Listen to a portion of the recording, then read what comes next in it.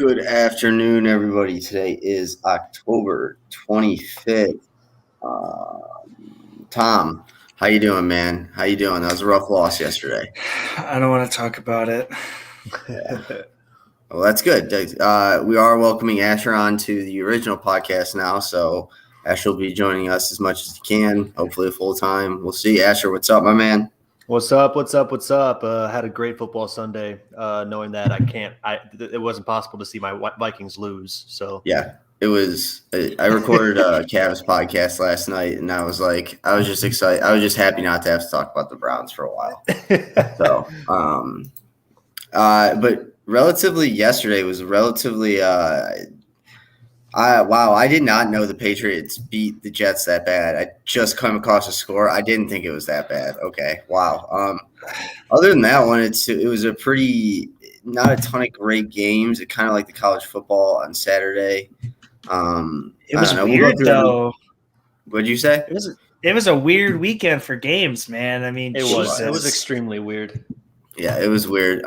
Just like always on Mondays, we're going to go back through all the games, kind of expand on some of the bigger ones. But yeah, so let's get right into it. Tom, would you like to get the Jets out of the way? Wait a little bit? I mean, we can talk about it, but there's really nothing to talk about other than the refs are still in the Patriots' pocket. Okay, well, then we'll start with that. So the Jets +7 apparently was not a very good pick. Sorry about that one, guys. Jets +30. Yeah. Still not a good pick. They lost to the Patriots yesterday. Hey, at least it was in Foxborough, so it's not that bad. 54-13. One thing that just, kind of like stands out to me is God, I forgot what I was going to say. I don't know. One thing that stands out to me is that, I didn't think New England with Mac Jones as their quarterback was capable of putting up 54 points. I had no idea they could do that. So I don't know, Tom. I'll let you take the floor. Also, it looks like Zach Wilson's out for 2 to 4 weeks now, which is that's rough. But yeah, Tom, take us through your emotions. From yesterday to today. I didn't even watch the whole game. I'm not gonna lie. I think I watched till halftime. I really was done. I knew how it was going to go. I was trying to be optimistic when we were on here yesterday, saying, the Jets can maybe do it, whatever. The refs, from what I watched in just one half, there were 3 late hits in a row on Zach Wilson that were not called. One of them specifically was what's his name? Dietrich Wise. Is that his name?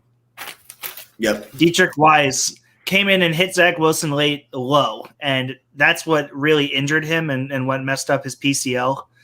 He stayed out there for another play where he got absolutely waxed yet again very late after the throw. And then he was just down, and he was like, yeah, I can't take this. Take me out. Once Zach Wilson went out, I think it was mid-second quarter. That's when I really turned it off. I don't even think I made it to halftime. I don't think you did either. I remember texting you, and I was even surprised that you weren't watching anything. So, yeah, it was pretty early, I think. Yeah, yesterday, I usually sit and I watch football. I throw I have 2 screens. Sometimes I take my laptop out into my living room, put it on the TV. But I usually will have the Jet game on, and I have Red Zone on just to keep up with fantasy points and stuff like that, and just to see what's going on in the other games. I didn't even want to watch any football. It was just it was so disgusting.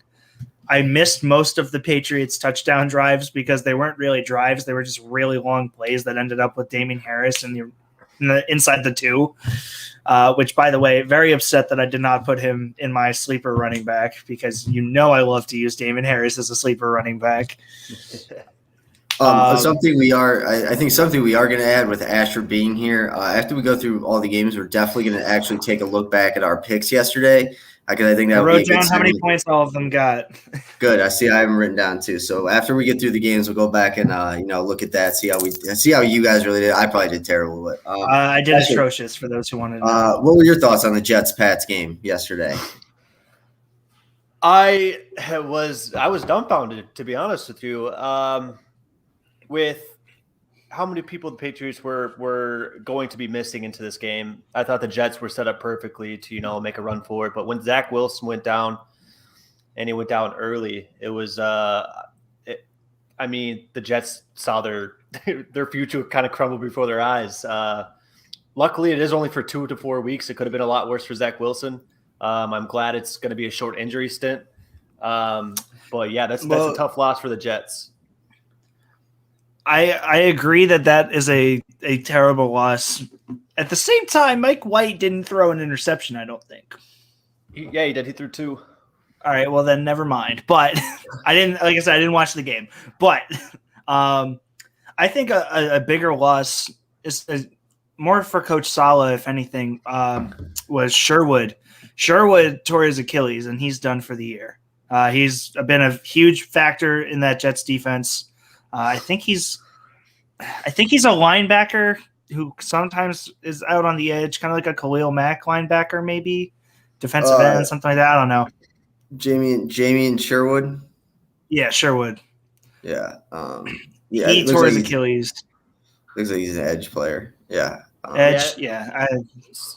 So the Jets just couldn't contain the Patriots offense. Patriots offense was doing literally whatever they wanted on the outside of the field. Most of their plays ran up the sideline. Jets couldn't figure out how to plan for it, how to plan later in the game for it. Couldn't adjust to their game plan. And I think if you wanted to beat the Patriots in this case, you need to keep them in the middle of the field, keep them on their toes. And the Jets just couldn't figure it out. Well, so for the half that I watched, if that, they were getting destroyed up the middle. And really? God, I another comment I'm going to make. I absolutely despised whoever was calling that game. They were such homers. It was not even funny. Like they were. I'm not going to say it. But they were such homers. They were all over the Patriots. But they did make it a very, very, very known fact, as they said it probably every time they ran the ball up the middle, that the Jets were missing C.J. Mosley, and it did play a huge factor. Damian Harris ran the ball up the middle probably when I watched probably 10 times, and he had probably 70 yards on that in the touchdown, just running it straight up the middle. So I think that they just couldn't stop the Patriots in general. I don't know if the story of the second half they were playing on the outside, but they could not stop them on the inside. A lot of their big plays were run on the outside. That's why I was trying to point that out. Most of their big chunks out of the field was ran on the outside, and that's a tough part about the Jets defense is they have to be able to figure out how to stop that outside. Yeah, they need to apparently work on everything. Your broadcast team yesterday was Andrew Catalan and James Lofton. Oh yeah, I hate them. They're like one of my least favorite duos. Okay, that's good Makes for you. sense. Yeah, I got to tell you, I have no idea who this Mike White guy is. Like, I've never heard of him in my entire life. Neither have I. He was drafted in 2018 by the Cowboys. Did not play a single snap until this weekend, and he is now our starting quarterback going forward. Yeah. I mean, you were talking about it yesterday with Seattle. I think Asher even said it. Cam Newton? I don't think they're going to do that for a 2 to 4 week injury. If it were a rust type injury where it's 8 to 10 and you're basically giving up on your season, I think you could. Honestly, I would not be surprised if they had a QB battle at camp between Mike White and veteran journeyman superstar Josh Johnson. For the backup role? No, for the starting role. Oh, you mean for like this week? For like the next couple weeks? Yeah, 2 to 4 weeks. They're probably gonna let Zach Wilson fully heal, but they're probably gonna try to push the 2 to 3 week line instead of 4. But at this point, like the season's already lost. Let's just let's have fun and let Josh Johnson start. That would be honestly my favorite thing. I mean, you're at the point. Well, you are, and then like probably Jaguars fans. Houston fans have already known this, but you're at the point where, like, at this point, you might as well just lose. Like I went through this so many years. I was there last year too. Yeah, I mean, I went through this so many years as a Browns fan where I was like, okay, like you get excited for the beginning of the season, maybe the new guys. Zach Wilson looks okay, but you don't want him to get killed all year, so maybe he gets to sit out 4 games. Like, it's not the worst thing. I like and especially because the number one, like, if there's ever a year for the Jets to get the first overall pick, it's this year would be perfect because as of right now, I think Carson Strong is most everybody's number one quarterback on their big board. I don't necessarily agree with it, but I would be shocked at this point if a quarterback goes in the I would be shocked if we went number 1 overall, and I would be even more shocked if we went in not even more shocked. I'd be shocked if they went inside the top 3. I don't see any quarterbacks coming out this year. So you being up there, the Jets being up there with a chance to get a guy like who can really change the tide, like a guy like Kayvon Thibodeau, Derek Stingley, you guys already have Mekhi Becton, but if you wanted to, you could hold on to the right side of that line with Evan Neal. So I don't know. Mm-hmm. I know it's dumb, but it's just like when you have a bad team, it just reaches a point where you can fully flip the off switch and just like look towards the draft. So it's not the worst. I've done that now since 2010. I'm pretty sure. I did up until about 2 years ago. I did that every year of my entire life. So, so I mean, I feel the pain. Don't worry. Unless anyone's got some more. I don't want to talk about it anymore. Jets and Pats. I think we need to move on to probably the most surprising team this year, the Chiefs and the Titans. Oh yeah. I'll let you go first, Asher, and then Tom, you can go, and we can all kind of get to it. But I guess what I would ask you for, like, what is their problem right now? Like, what is their biggest problem? Well, for this game wise, Andy Reid has been historically bad against Tennessee.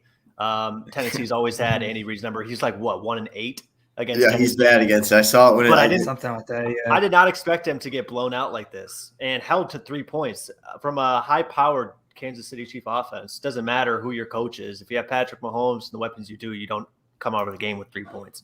So it didn't really make much sense to me. But I think the issue is teams have that offense figured out this year. I'm sure every team has done their homework coming into this season. Like, this is what Patrick Mahomes does. This is what he's been able to do to defenses. So let's make the adjustments now before we have to go into a half of a game down by 21 points. Let's try to figure out how we can stop these guys early and stop them strong. So I don't know. It's tough. The Chiefs are in a tough position, but I'm not going to count them out yet. It is only week 6 or week 7. Yeah. No. Week 7. I feel that too. I get what you're saying. Like, I'm definitely, like, I've seen people like online like jump in the ship on Patrick Mahomes. I'm like, all right, guys, let's cool it down real quick. But yeah, 27-3. We can go over you, Tom. I mean, what do you think's wrong with him? Like, what is it? I guess even more of the question is it fixable this year without making a huge roster change?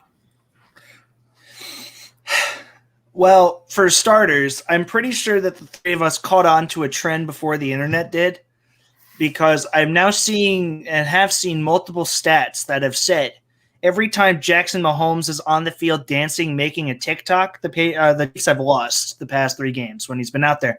So I think first and foremost, the Chiefs need to ban him from anything.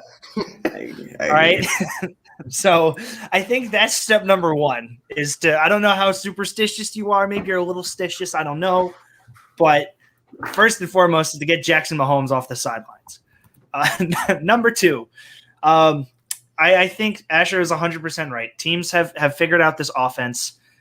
We've talked about the formula now since Chris Collinsworth talked about the formula basically the entire Monday night broadcast they were on. But the formula now is to just run 2 high safeties to take away Tyreek Hill, beat up Travis Kelce when he's coming off the line, hit him, maybe take some penalties here or there, but you got to beat him up. And then it's to get Patrick Mahomes uncomfortable and to get him outside the pocket. And if you look at the past 3 games where they have lost 3 in a row now, I think it is, that's exactly what these teams are doing. It's not even a question. It's very blatant. If once you hear and know that you should be looking for the formula, that is exactly what has happened. So I think that Andy Reid's going to need to go back to the drawing board, go back to the whiteboard, and come out with some new sets, some new plays, catch some people off their toes. Maybe get some other receivers involved other than Tyreek Hill and Travis Kelce. Yeah, but Patrick Mahomes, he still threw for 35 attempts. He still was trying to get the air game going. It's proven in the stats. He went 20 for 35 with only 206 yards. Clearly, defenses haven't figured out. Yeah, I agree with that mostly. I don't know if they've really figured him out.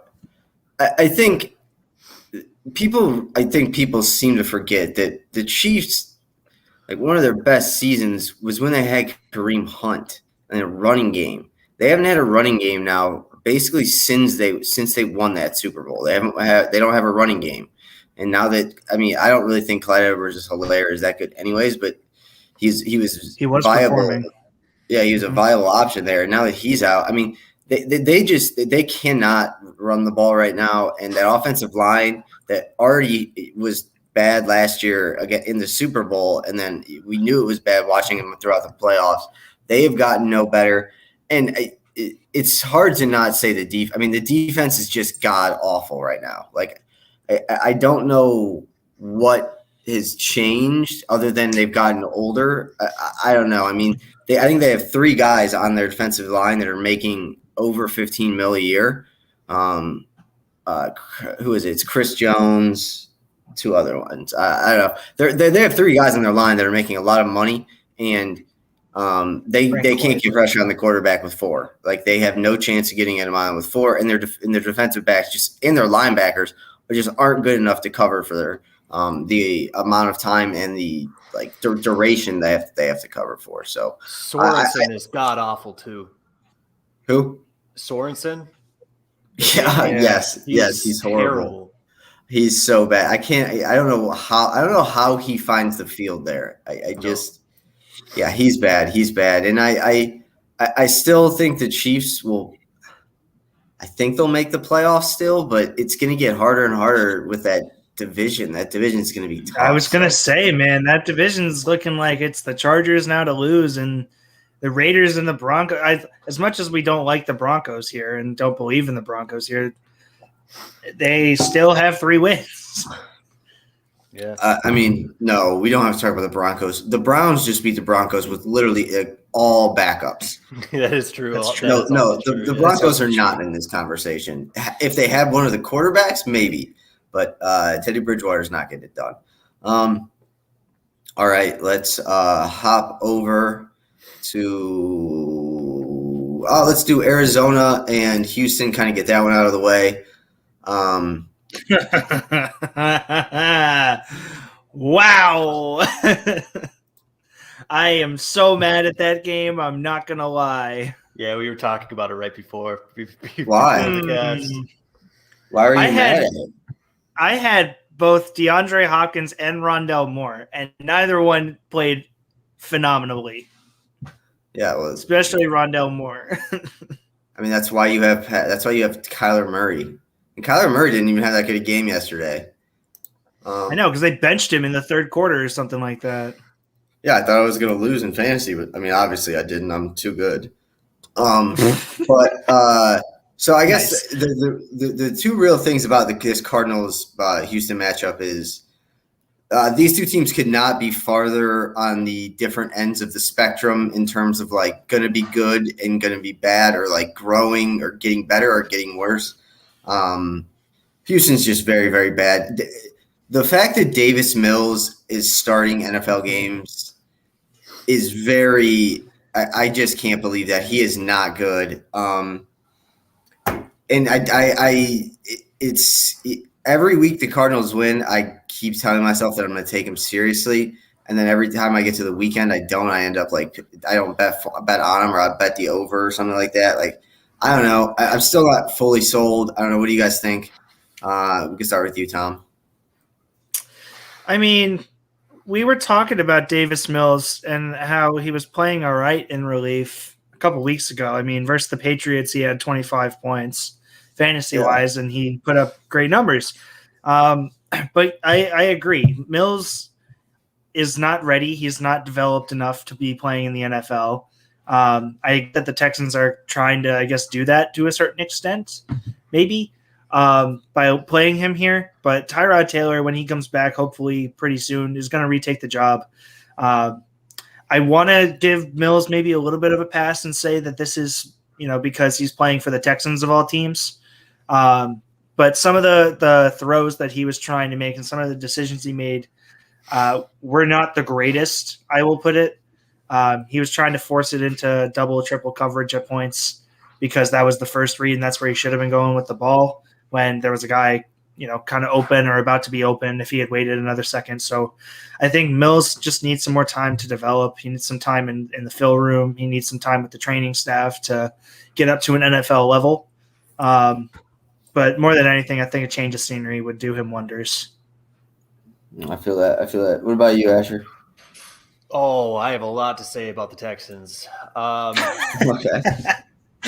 So it's not even fantasy-wise either. It's just an organization-wide issue that's really going on here.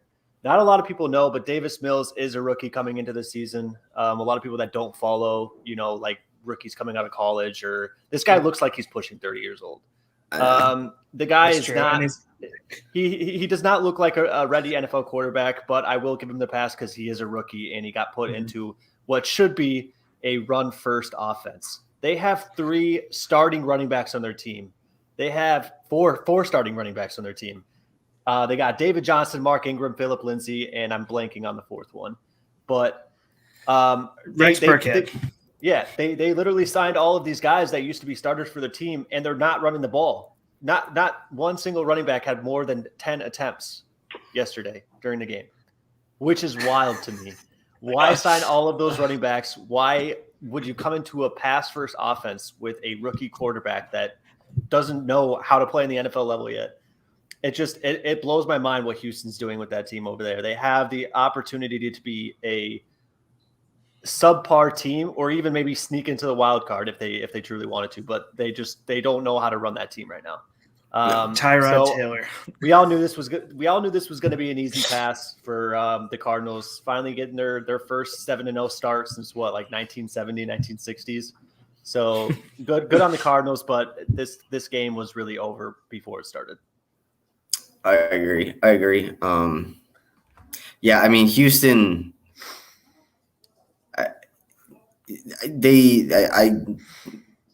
I think they're trying to lose. I do. I mean, if I was them, I would try and lose too. I don't. I wonder when I guess this is kind of an off-topic question, but like I wonder when we're fully going to see like teams actually tank like they have done in the past with the NBA.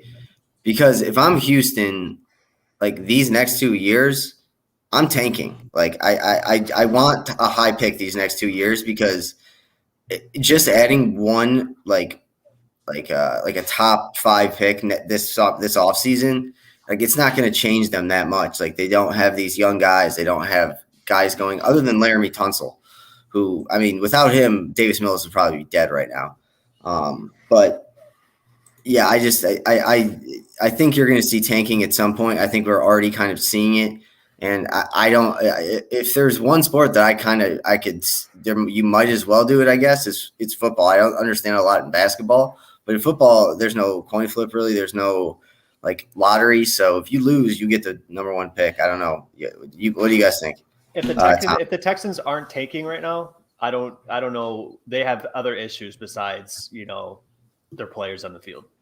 Yeah, okay. If they aren't actively tanking right now, then there's other issues that they have to worry about. I am currently pulling it up. My Wi-Fi really doesn't like it when we do this, and I try to do something else on another screen on my laptop. So I'm not going to have the exact numbers or the exact science or none of that, but I am pretty sure that the Texans don't have draft picks this year. I think they still don't have their first. No way. If I could be wrong, they could have traded it away at some point. I'm going to pull it up on my phone. They traded away their first rounders for Laramie Tunsil, didn't they? Yeah, they traded 2 firsts for Tunsil. I just don't remember if it's this year or next year. Well, I see what you're getting. This was the last 2 years. They do have their first round pick this year. I was also going to say you're going to have to look at them, and they're also most likely going to have an extra first round pick in the next 2 drafts once they get rid of Watson. If they can get a first rounder, depending on If what they happens to Watson. I'll go ahead and say right now, I would give them a first rounder for Deshaun Watson. Absolutely. I wouldn't if what he actually did, if he actually did what they're accusing him of doing, then no, he's not worth anything. I'm not going to get in. I'm not going to get into my morals. No, yeah, absolutely, yeah. No, I understand. No, I know. I usually agree with you, but like what he did is just like obviously it's very wrong, but at the same time, I think it's like it's even more like the stories that came out. They were just like straight up weird, like weird stories. Like he's a bad guy as well, but he's also just seems like a dude who grew up like I don't know. He just is a weird guy. But yeah, I mean, there's no. I'm looking forward to see what happens to him. I think it'll be interesting. I mean, it just seems a little unrealistic when 22 people. Oh yeah, no, out of nowhere.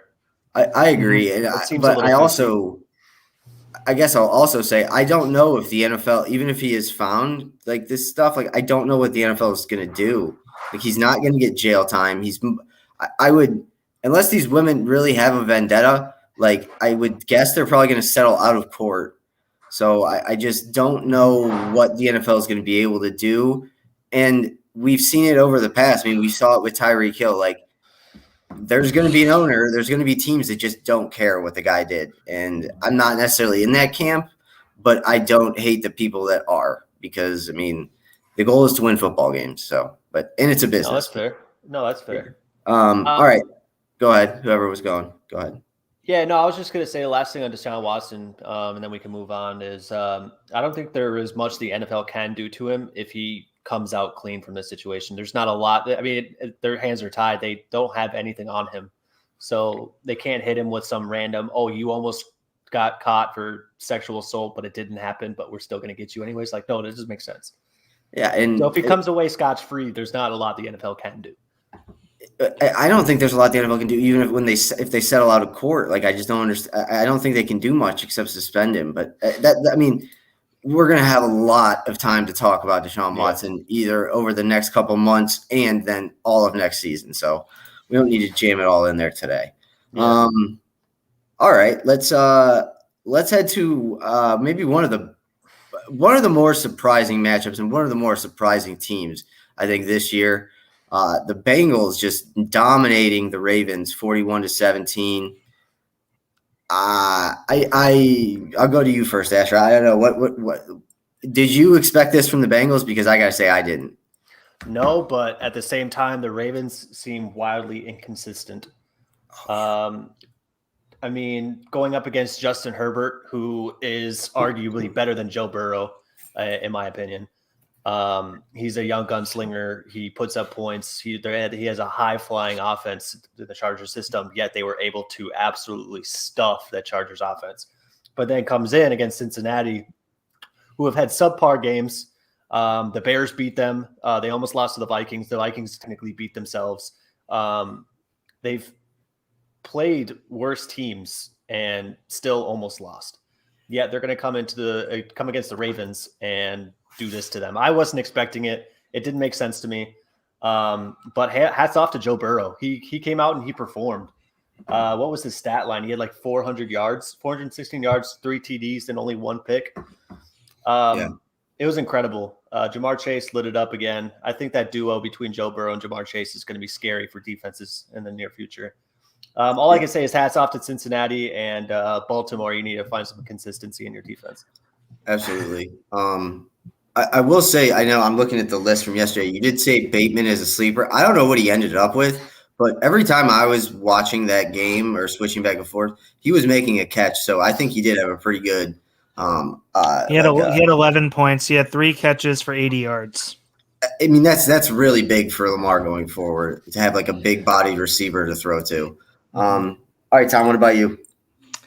Yeah, I am going to echo everything that Asher said. I mean, this was a career day for Joe Burrow. It was a career day for Jamar Chase, I believe. The only thing that I'll add is T. Higgins looks like he's fitting in really well with Jamar Chase. He didn't have the best stat line fantasy-wise. He had 7 catches for 62 yards. The thing that people don't look at for fantasy is the fact that T. Higgins had 15 targets. 15 targets. I just saw that just now. 15 targets. Asher skimmed over it, man, but he had 15 targets and he had 7 catches. So he's catching at just under a 50% clip, I believe that is. Or is it just over? I think it's just over 50% clip. But he had 15 targets with Jamar Chase on the field and Tyler Boyd. And with Uzama catching 2 touchdowns somehow again. I was telling Asher, I absolutely despise this time of year because it's the 2 games in like relatively same time frame that Uzama's going to go off and everyone's going to talk about him being a top 8 tight end, and he's just not. But we're going to put that aside because I really don't want to get heated on a Monday afternoon more than I already am after talking about the Jets. But I think that this Bengals offense has a really solid young core who can really make some big strides going forward and might be able to contend with the Ravens, as we saw, for the division potentially. And Joe Mixon had a salvageable day with a touchdown. Yeah. I still think with the Bengals, you're not getting a full Joe Mixon. Like, I think he's capable of a lot more. But they've also shown they might not need him. And one other thing I want to point about the Bengals is, like, I know that a lot of people made, like, we're all up on in the hype about the Browns signing Clowney and the Browns signing these defensive linemen. Cincinnati went under the radar and made some great defensive lineman signings, and they are paying off in the biggest way.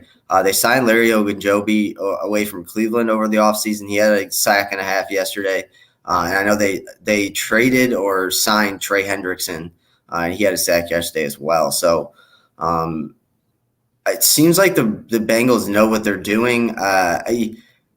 It's not going to be much longer if Jamar Chase keeps up this pace where he's going to end up being a top 5 wide receiver at some point. And I would say it's probably going to be sooner rather than later. I mean, I think that long catch and run from him was a little bit lucky that he was able to stay on his feet, but it was still incredible. And yeah, I mean, all the rumors of Joe Burrow's demise and that he was, getting antsy in the pocket because of his knee, they were put to rest. They seem to be put to rest. So yeah, I think that it was a huge win by the Bengals. I think they're right there in it as a contender in the AFC. Not necessarily like a Super Bowl contender, but they seem like a team to me that you don't want to run into in the playoffs. Yeah, they could be a make or break team.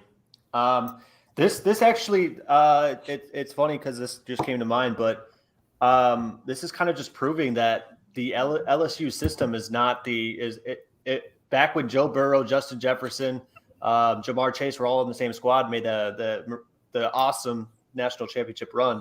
It proves that they weren't just college standouts. It wasn't just them going against college talent, because all 3 of them came in the league and are performing.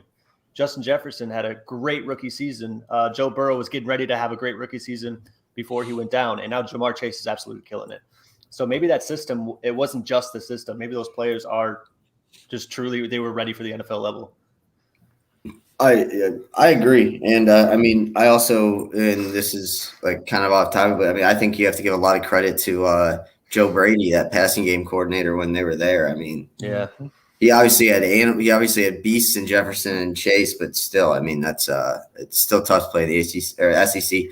I think he's number 1 candidate for head coaching spots this offseason. In my opinion. Brady. Yep.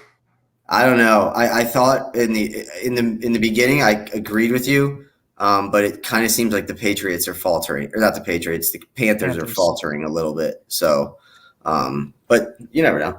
All right, let's move on to another team that it's befuddled me all season. And Tom, we've talked about it before, but the Packers laying the win on the Washington football team, 24-10. Of all the things I was like pretty sure of and like pretty close to guaranteeing in the offseason, I think the Washington defensive line being dominant was one I would have put money on. I don't know what's wrong with them. I don't get it. I don't understand it. It's also weird that Chase Young and Montez Sweat both, they come off the field sometimes at some really weird times. Like I've seen Chase Young come off on third down multiple times, which makes absolutely no sense to me. But I guess I want to start with what is wrong with the defense, and then more into the game. However you guys want to take it. You can go ahead, Asher. I don't think the issue is with the defensive line. The Packers couldn't really get any run game going. I think the defensive line did everything they could to stop the run, and I think they did a hell of a job. The problem was the receiving. There's not a lot you could do against Aaron Rodgers. He seems to be pretty matchup proof when it comes to playing NFL defenses.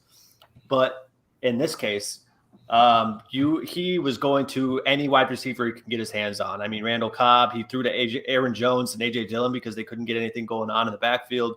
Devontae Adams, obviously. Robert Tonyan, my tight end that I've been sitting ever since the beginning of the season because he just wasn't performing, finally got a TD and 60 yards.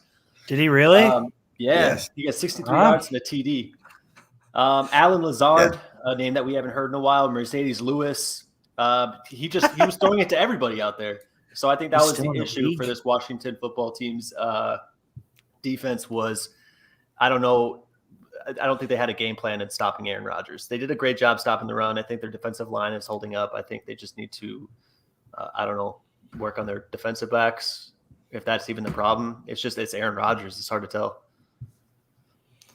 Tom? I didn't watch too much football, so I didn't watch the game specifically.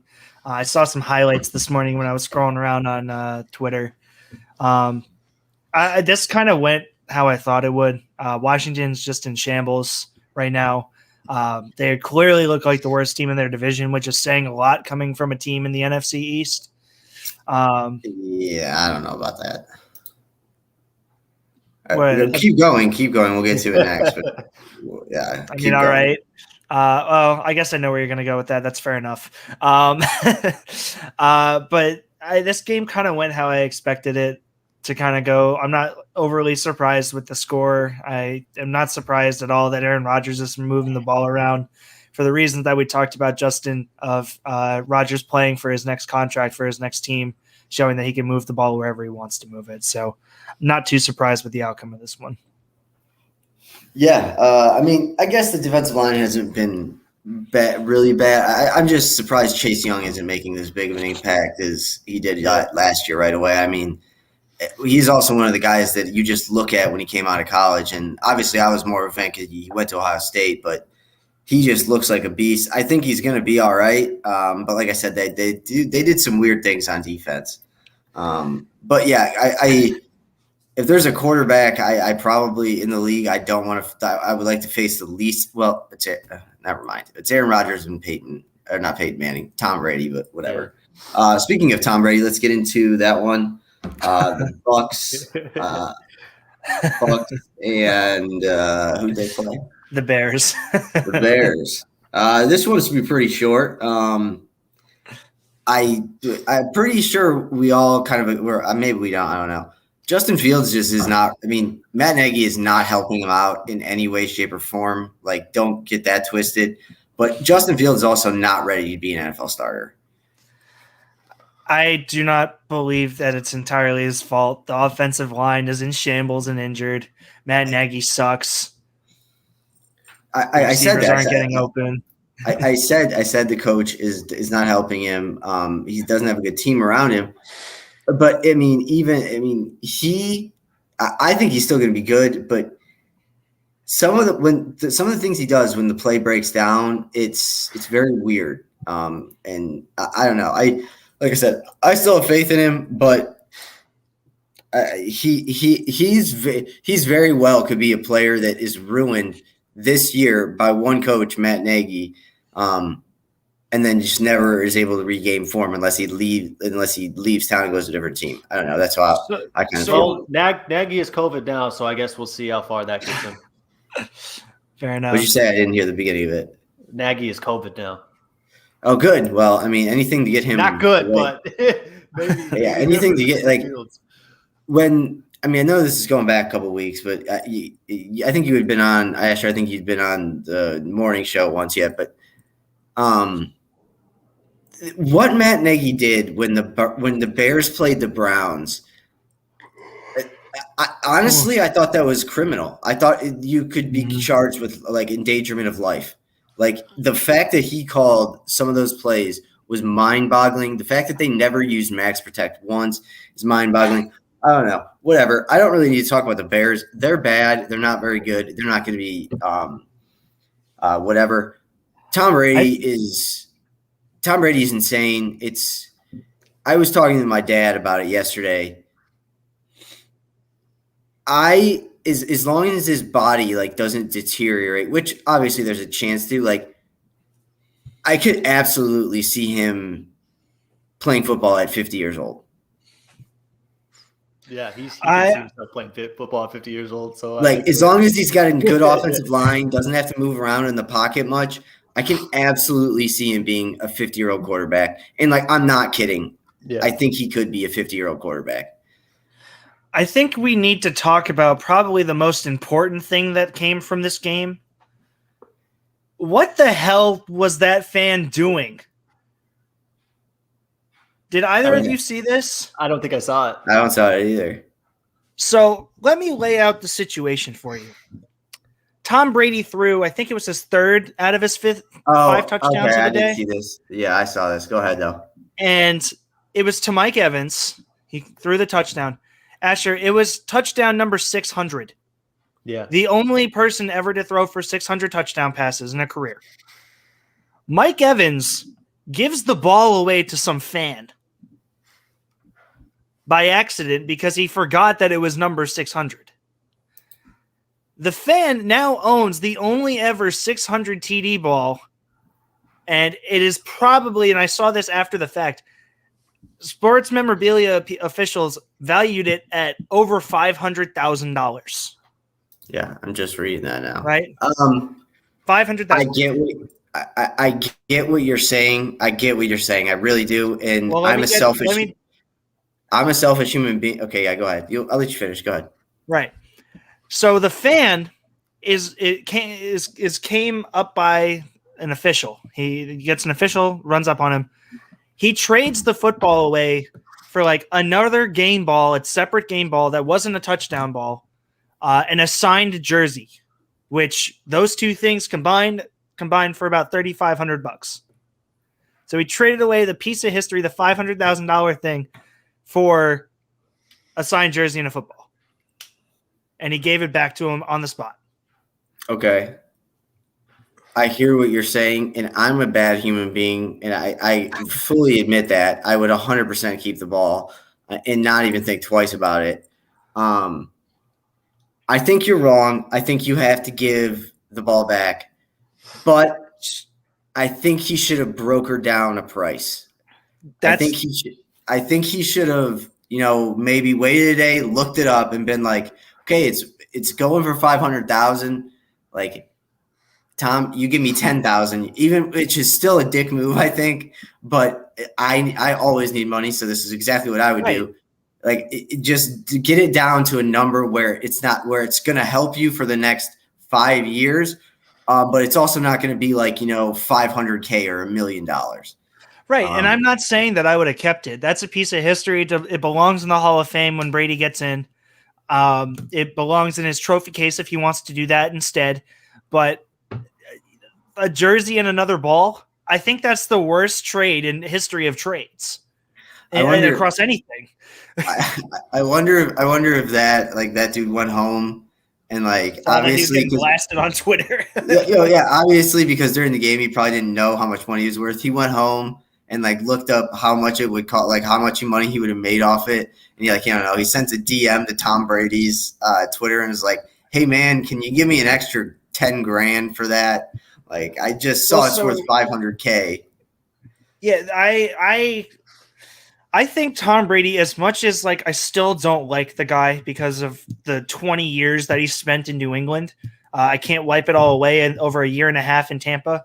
But I do have to say, I think Tom Brady is the type of guy where he is going to like give him more stuff.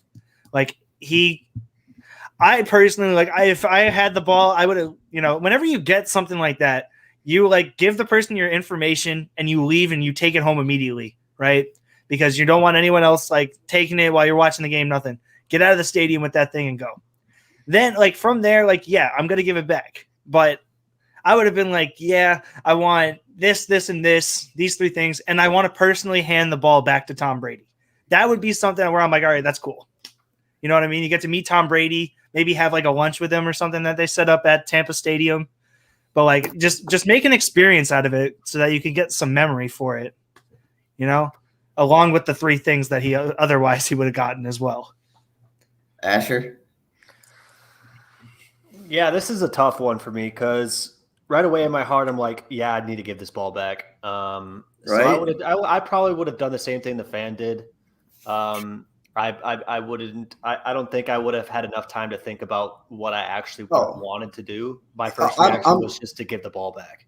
I'm 100% with you. Like, I want to say, I would think about it in my head and be like, okay, it's 500. Like, no, I totally agree. I would not be thinking about it at all. I would just be like, okay, here, sorry. Yeah, absolutely. It wasn't a fair trade at all. I agree with Tom in that aspect. That was a bullshit trade. And he definitely got ripped off for it. A 600th TD ball never happened. It belongs to the NFL Hall of Fame. But at the same time, I see where the fans getting at. Like, I wouldn't have had enough time to think about it. A signed jersey and another football is pretty cool to me. I would have taken it. But at the same time, he did get ripped off a little bit. You know what I'm thinking about right now? I'm thinking he should have asked, the fans should have asked for an autographed that game-worn jersey, because that is like the 600th ball, the 600th jersey. You could probably sell that for a couple grand. Like, that's what I would have done. I think that was, now that I thought of it, like, or even if I would have thought of it, I would maybe say that. But yeah.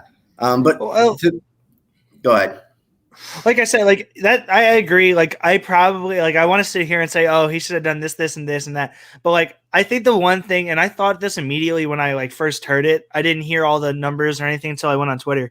Like, I 100% would have said like, yeah, but I want to give it to Tom. So like halftime comes around and he's like, yo, your ball's over there, but he only wants to give it to you. Like, I would have wanted that experience. You know what I mean? Absolutely. I 100% agree with that. That's something that I would like. Did he not go up after the game? Was that somebody else? Because there's another video of him going up to a kid and like giving him. Yeah, that's not the kid. No, the kid is completely different. Yeah. Okay. All right. That makes sense. And then to the game, nothing really for me other than I do think the Bucs are still the best team in the NFL. I agree. I think they're finally figuring out their running back woes, and I think they really just need to stick with the hot hand and Leonard Fournette. I think that was the biggest thing that I saw come out of the game. I think Fournette should be their solidified running back one. I understand that they don't want to get rid of Ronald Jones. It shouldn't be even trade talks because he's a great backup running back, but I think Leonard Fournette should be the hot hand in that offense. I agree. And another thing that I guess maybe I didn't notice it a lot last year, or maybe didn't. Mike Evans is once again becoming a major factor on this Tampa Bay team, and that makes me happy because I like Mike Evans. I always felt bad for Mike Evans just because Johnny like owned Texas A&M, but Mike Evans was actually the realest player there. All right, move on. Oh wow, I did not click on. Let's go to who did Indy play?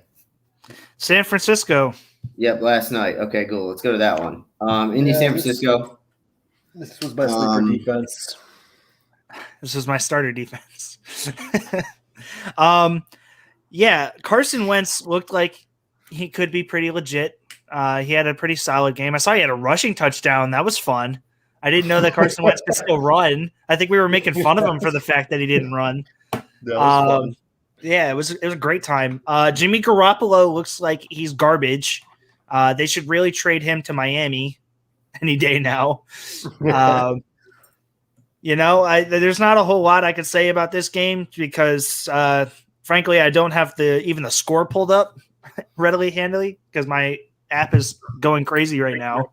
30-18.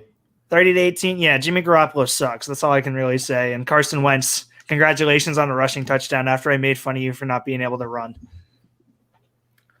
Yeah, I think there's a lot to be said about this game that most people think. There's definitely a lot of players that were highlighted in this game on both teams, good or bad, that I think we should really talk about. Like Carson Wentz being able to run the ball again with confidence, not thinking he's going to tear his ACL again and be out forever. So I think he's finally getting some of his confidence back, and I do agree. I did like it. It was nice to see. The next one is Jonathan Taylor. I'm glad he's finally playing to his crazy generational talent that everyone thought he was going to. He's looking fantastic, both running the ball and receiving the ball now. I finally feel like they're starting to either use him correctly or he's starting to figure out the system a little bit more. And I could not be happier to see it. And then another breakout star for that offense, Mike Pittman. That man is looking like a wide receiver that you don't want to play against. He is making some moves with the ball, and it's really fun to watch. And it's really taking that offense to another level. Having a deep ball threat like him. Carson Wentz is like, the only way I can explain him is like the poor man's version of Josh Allen. Like that interception he threw. That was he didn't throw an interception last night. Yeah, he did. I'm looking at his stat line right now. That must have been a fumble then. Yeah, he lost one fumble. Yeah, it was absolutely a pass. He went to the line of scrimmage and basically was trying to flip it to the guy. I don't know why that went down as a fumble. It definitely got picked off in the air. But he's just like that. Like he's gonna have a great game, and then like just like Josh Allen, he's gonna do like 5 plays that you're just like, dude, either just go down, like just take with it. Stop trying to do more. But yeah, I mean, if Carson Wentz can play, I mean, I have absolutely no faith in Carson Wentz whatsoever. I've never really thought he was good. But if he can keep them above sea level for the rest of the season, they're definitely a team I would not want to see in the playoffs. With a guy like Jonathan Taylor, who can basically, you can control the clock with him, and then DeForest Buckner, and that their linebacking core, even though they did lose Anthony Walker last year to the Browns, that linebacking core is really good as well. So I think they do need to, if they are going to be active during the deadline, they need to go out and find defensive backs. I know that, I mean, it's that just they're banged up right now more than anything else. I think this game was really highlighted by 2 individuals on each side.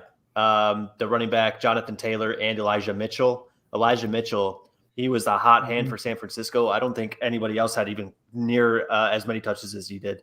And then Deebo Samuel and Mike Pittman, those two also battled each other for a hot minute, both tallying 100-yard games. Both receiving quite a few targets in the target share, and both having a touchdown.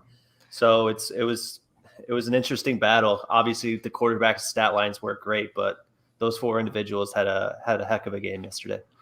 So, fun fact, they each had the same number of rushing attempts for the same amount of yards and a touchdown. They each had 18 rushing attempts for 107 yards and a touchdown. That's solid. And Deebo Samuel and Mike Pittman had a similar stat line too. I just think Deebo Samuel had a few more targets. Deebo Samuel had 7 catches to Pittman's 4, but Pittman beat him out by 5 yards for 105 over 100, and they each had a touchdown. And unfortunately, Samuel fumbled.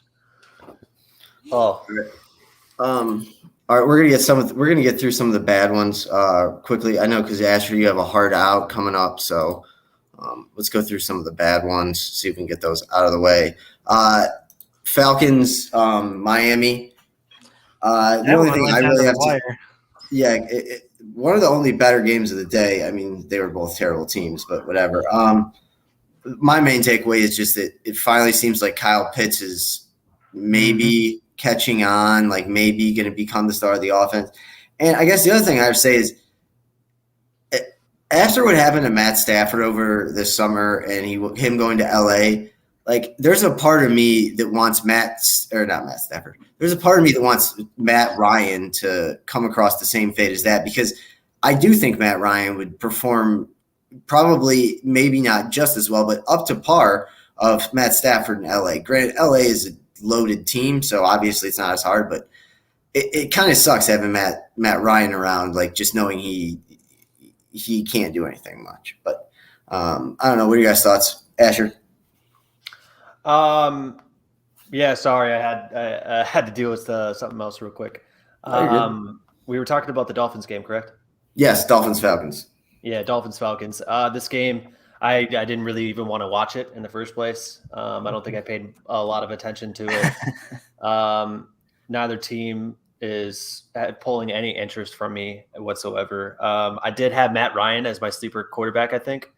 Yep. He did pretty well. I mean, he went for 336 yards and 2 TDs, which was a good stat line. Fantasy-wise, I don't think he broke the 20-point plane, but he also didn't perform nearly as bad as Sam Darnold did this week.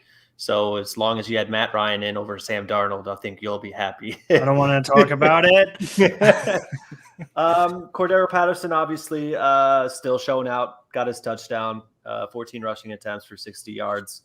Kyle Pitts, 163 yards. He didn't get a touchdown, but he went for 163 yards.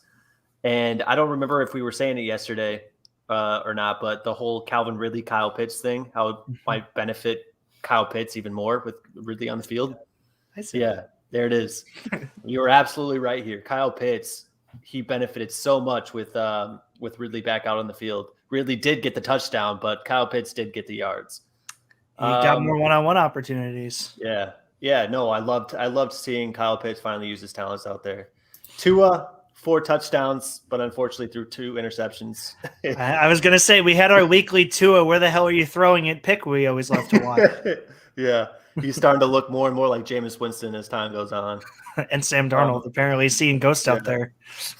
Mike Gesicki, one of my go-to tight end targets this year, 85 yards with a TD. It was nice to watch. And then Jalen Waddle obviously had a great game as well, 7 targets with 83 yards. So there's definitely a lot of fantasy appeal, but as far as watching these two teams play, I didn't really want anything to do with it. I feel that. Tom? Yeah, I mean, Asher covered everything I was going to. I'll point out that I had Waddle as my starter wide receiver. He had about 15 points. And I had Tua as my sleeper, and he had 29 points, I believe it was. Oh, good. It's weird having to count on the Dolphins to have our win picks go fantasy. through. Yeah. All right. Panthers at Giants. Once again, not very appealing to the eye in any way, shape, or form. I was texting with my mom after the game, and we both agreed someone has to write a biography for Sam Darnold and call it The Ghosts of the Meadowlands, because he was 100% suffering PTSD from playing in the old stadium again. I mean, he's just like, I wanted to believe in him in the beginning of the season. Like, he just needed a change of scenery, and it's just he's not that good. I know I saw it today. I don't really have anything to comment on about the game. Feel free to cue in whenever I go to you. But the more intriguing thing is I think the Panthers are going to be a major player in Deshaun Watson trade rumors. Yep. I think that I saw a report that they were still interested, I believe. And I don't really want to go fully into what a trade right now would, like what the impact would be, but I would also say let's be on our toes, because I feel like that with the trade deadline coming, we'll see. What about you, Asher? We're talking about the Carolina game, right? Yep. Because I know we got back into Tua and Miami and Deshaun Watson. But no, yeah, with the Carolina Giants game, it was obviously a shock for me. I thought Panthers, this is their week to finally show that they can bounce back from three straight losses in a row, but they didn't. The Giants blew them out 25-3. Sam Darnold just isn't it. He's just not it for that team. You could really tell that a lot of that team is built around a Christian McCaffrey powered offense. So you could tell that they really need Christian McCaffrey back out there. I'm glad that they finally pulled Sam Darnold, right? Or did he get hurt? He got pulled. He got pulled. I thought that was a smart move. Who they put in? PJ Walker. PJ Walker, XFL superstar. Yeah, 3 for 14, 33 yards.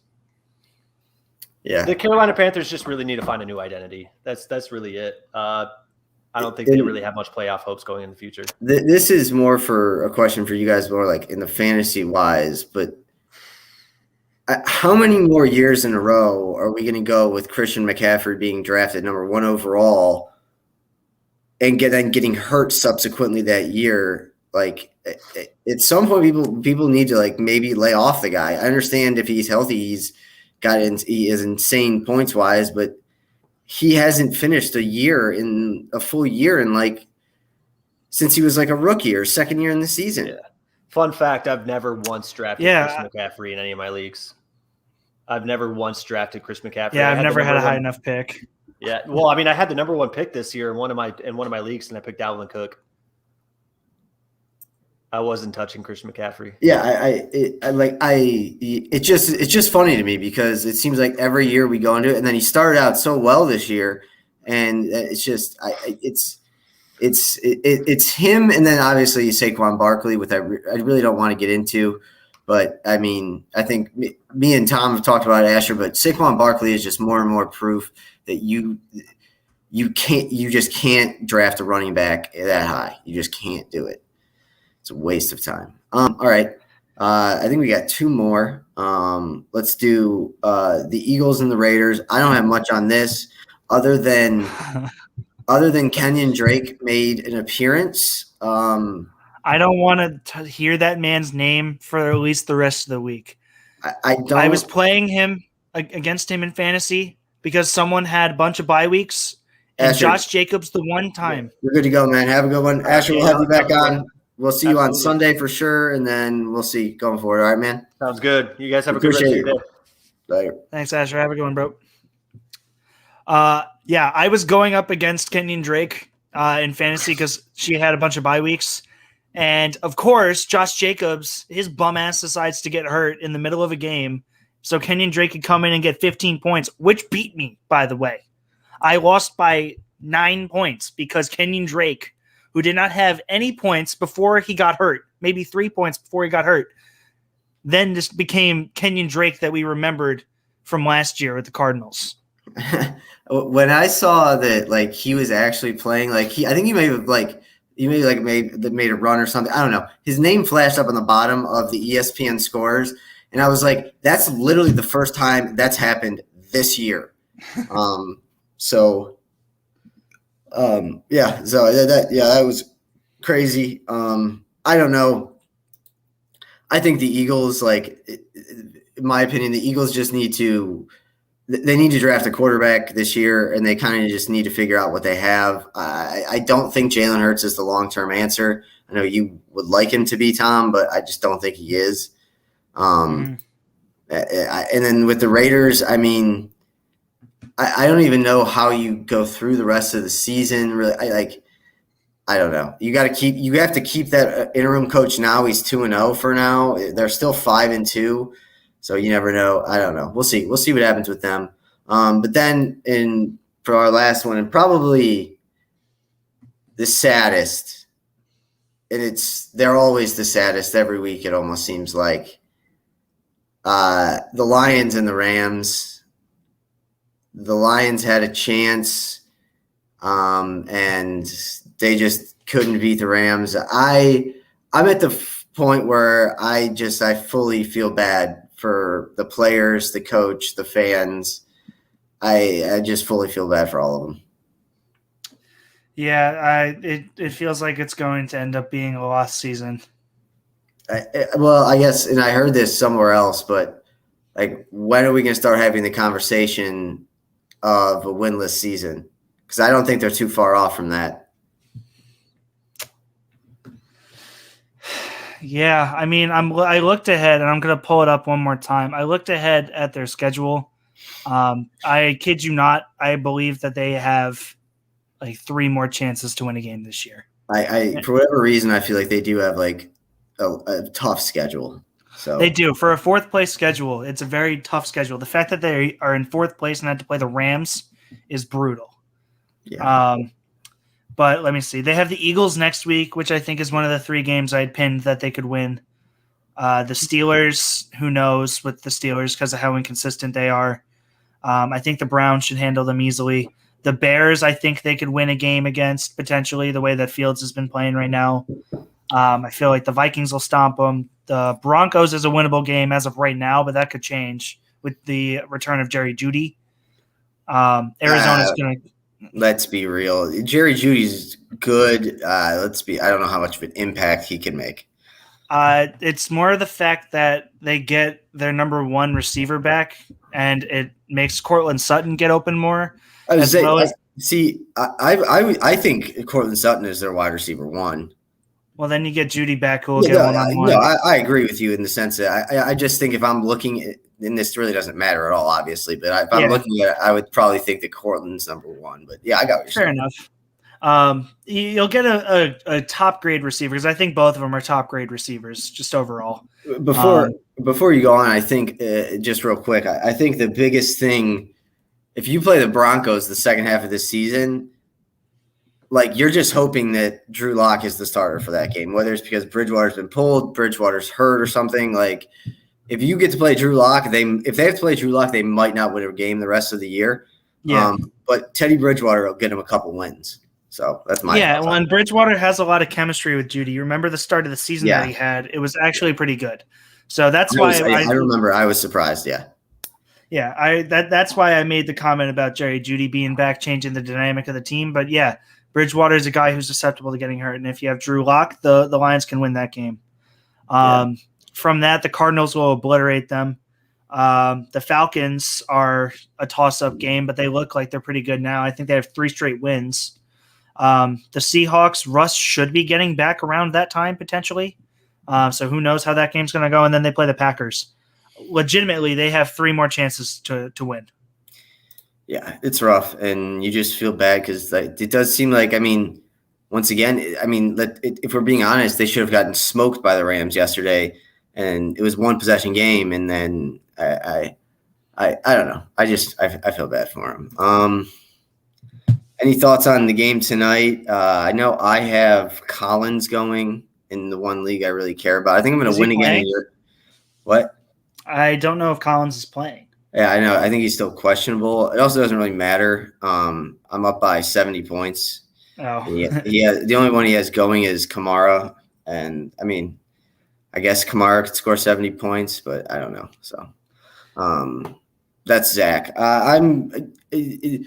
What has happened with me in the Pirate League is it's unbelievable how good I am. I may have to change my name to Michael Jordan or something like that. I win every week. I don't know how you got ahead of me in the standings in your league. I think you cheated. In the Dynasty League? The only other league that I'm in with you, not the one that we have a team together, your league. Yeah, you're 4-2. I'm 5-1. That's I think you cheated. I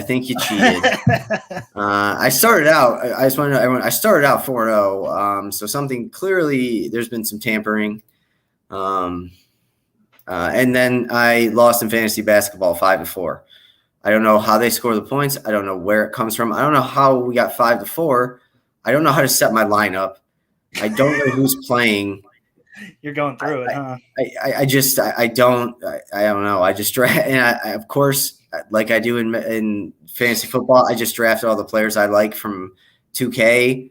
So I got to tell you, we are a very good offensive team. On defense, we might struggle a little bit. We might struggle, but I don't know. And then nothing really to talk about. If there was after 2 awesome Saturdays of college football, the 2 ones before this, I think we were all okay with a little bit of a break today. The only thing I'll say is I think Georgia's the clear number 1 team in the country, and I think Ohio State is clearly the number 2 team. they destroyed Indiana. I think Ohio State's I think we could very well see Ohio State Georgia national championship. I'm never going to count out Alabama. I'm sorry. I won't either, but I got to tell you, this isn't a regular Alabama team. I agree, but Saban does not. Oh, I agree. I agree, and it's all set up for the SEC to finish like this, just so Alabama and Georgia can win. They're both going to go to the SEC championship. Alabama will beat them, and the both of them will get in. And then I don't know. And I do feel bad because the more and more you look at this, like. If you think about it, you're like, okay, Cincinnati's at 2, like that's good. Like it's gonna be hard to see them dropping that much. But no, I think that every week that like these other guys keep winning is worse and worse for Cincinnati. I think they have a tough time getting in the playoff at this point. Yeah, I don't mean to backtrack too much, but you did ask me about the game tonight. Yeah, I need 20 points each from Jameis Winston, Alvin Kamara, and DK Metcalf. If I can get 20 points each, it's not out of the question. I need 20. Maybe it's 23 each total technically, but I need. Let's just call it 20 points each. I could beat Anthony in our dynasty league, the only undefeated team left. I could beat him in your league. Yes. And also in our league, our team, if DK Metcalf can put up 30 by himself, we will beat Zach. Or no, Hank. Excuse me. Zach kicked our ass last week. We could beat Hank if DK Metcalf puts up 30. Like I said, I don't really care about that league. I care about the league I'm winning. I just don't want to go winless. Oh, that's good. Nick Chubb and Jack Conklin practicing for the Cavs, or not the Cavs, the Browns today. Who do the Browns play this weekend? The Browns have. Do we have any Browns on our team? I don't think we do. I do on some of my teams. The Browns this week have Pittsburgh. Oh, they have Pittsburgh. Mm-hmm. Oh boy, that'll be a good one. Super excited for that. So how about from my quarterback and running backs yesterday combined? Granted, I'm going to win by about 40 points. I had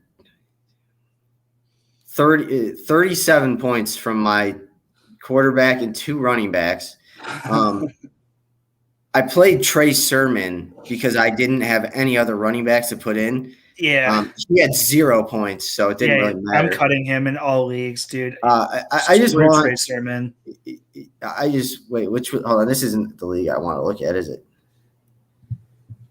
Yeah, here we go. Oh no, yeah. So my running back, that was the other league, but whatever. My receivers yesterday were insane. Chris Godwin, who thank God I decided to put in 25 points. Have you seen how we're still recording? Thanks for joining us, everybody. I thought you were saying. I don't know how I lost track of that, but I'm like, oh my God, we're like still having the show on. This is like we're in the after I thought we show. were just going over our fantasy teams. We are. I guess we can still listen. But Cooper Kupp, did you see how many points he had yesterday? I don't want to hear his name. He's the reason that I might not beat Anthony. I don't want to hear it. No. He had almost 38 points yesterday. If I end up winning this Pirate League, it's strictly just because I got lucky in drafting Kyler Murray and Cooper Kupp. Oh man! Oh, and I'm adding Najee Harris to the team as well this week. Are you really? Dude, what the hell? That's so stupid. Now, yeah, this will be my bench next week. It'll be just send me a screenshot of your team. Yeah, I will later. Yeah, okay. Jonathan Taylor only had 16. Needed to get him more. Chubb is back. I said Chubb is back practicing. I'm probably going to start Chubb and Chubb, Taylor, or Chubb, Taylor, or Harris. There's 3. Who should I start? Oh, we lost Tom. Okay. Well, good time to wrap it up. I hope everyone enjoyed our little talking at the end. But that's going to do it for us. Once again, Tom is out. I don't know if he's staring at me or what, but make sure. Wi-Fi went bye-bye for a minute. Yeah, I know. I talked to nobody for about 2.5 minutes. That was my question. I'm going to have Najee Harris, Jonathan Taylor, and Nick Chubb. Who am I going to play? Najee Harris, Jonathan Taylor. Oh no, and Chubb. I'm sorry. Who's your? You're gonna have to send me a team. I'm very intrigued. Well, I think I have. What's his face? You know who does suck though? Harrison Butker is the worst kicker in fantasy. No, just because. No. Freaking Brandon McManus is the worst kicker in fantasy. He has screwed me now, week in and week out. So I've been picking him up. Yeah, I may have to start one of the running backs in the flex spot, but I've had Deebo Samuel in my flex all year, and he averages like over 18 points a game. So we'll see. Yeah, and what? You're breaking up. What'd you say? We could wrap up. Yeah, we're gonna wrap up. I was actually already wrapping up after you froze out, and then you came right back in. So I hope everyone enjoyed the show. If you ever want to know what me and Tom talk about, like in actual life, you got a little bit of experience at. It really doesn't alter much from that, other than I'll get very angry. I'll get very angry at times, but other than that, that is how me and Tom talk. So I'm glad everyone got a peek into our personal lives. And then we'll be back on Friday, and then Asher, of course, will be back on Sunday. We will be having ads in here soon. I'll tell you about it afterwards, but I need to get something. But I don't know. Good weekend of football. Now we got to do this terrible week. How's the weather in New York or Indiana? It's been very, very crappy, very on and off crappy. So like there are days where it's like a solid 70 degrees out and it's beautiful outside, and then like past 2 days it's been raining and pouring and disgusting outside. So yeah, that's exactly what it is here too. So I don't know. I consider myself an indoors person, especially once it starts to get cold. Yes, 100%. But that's it for us. Tom, any last words? Dogs.